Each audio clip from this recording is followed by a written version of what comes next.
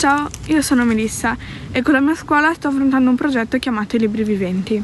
Sono Sofia Tomasini e sono una appassionata di libri, mi piace molto leggere. I nostri professori hanno deciso di farci fare un lavoro che si chiama la Biblioteca dei Libri Viventi. Io e la mia compagna eravamo molto appassionati di questo libro e abbiamo deciso di raccontare Harry Potter e la pietra filosofale.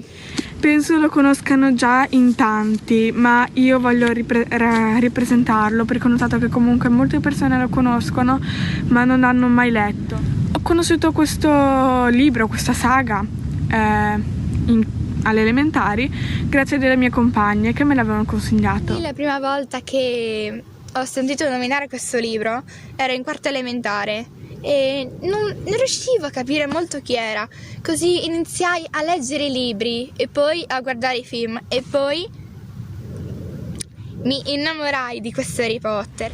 E ho cominciato a leggere il primo, che è tra i 7 il mio preferito, e me ne sono letteralmente innamorata. Raccontava una storia che per me era coinvolgente, fantastica, mi portava in un mondo che non avevo mai guardato con quegli occhi con cui lo descrive la scrittrice e che mi ha fatto impersonare molto appunto nei personaggi, nei protagonisti di questa storia.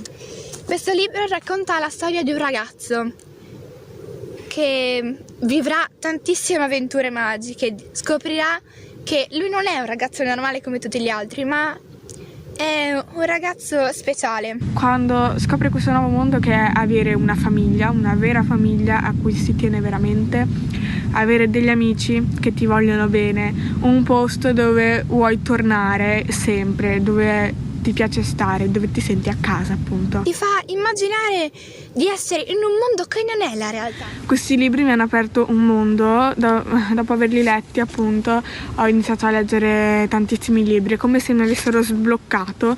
Trovo che questa storia sia bellissima e se dovessi descrivere questo libro, se dovessi dire con una parola,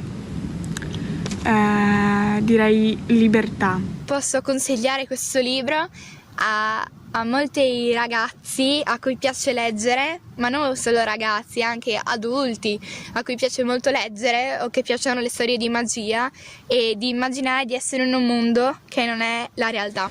E niente, ve lo consiglio tanto. Quindi ve lo consiglio proprio e ciao!